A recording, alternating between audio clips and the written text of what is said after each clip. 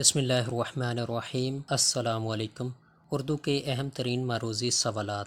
ہمارے جو آج کے دو ابتدائی معروضی سوالات ہیں وہ محاورہ کے متعلق ہیں۔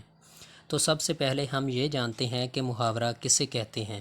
محاورہ کے لغوی معنی بات چیت کرنا کے ہیں، مگر زبان کی اصطلاح میں جب کوئی کلام دو یا دو سے زیادہ الفاظ سے مل کر بنا ہو اور اہل زبان کی بول چال کے مطابق ہو اور اپنے لغوی معنوں کی بجائے مجازی معنی دیتا ہو تو وہ محاورہ کہلاتا ہے۔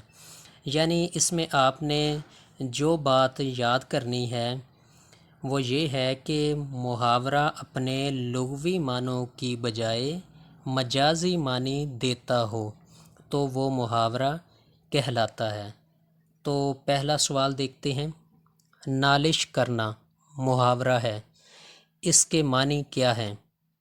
اس کے معنی ہیں دعویٰ دائر کرنا۔ دوسرا سوال، فاختہ اڑانا محاورہ ہے، اس کا مفہوم کیا ہے؟ اس کا مفہوم ہے مزے اڑانا۔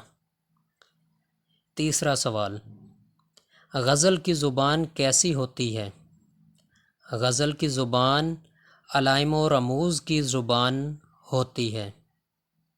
چوتھا سوال، اردو میں رئیس الاحرار کسے کہا جاتا ہے؟ مولانا محمد علی جوہر کو۔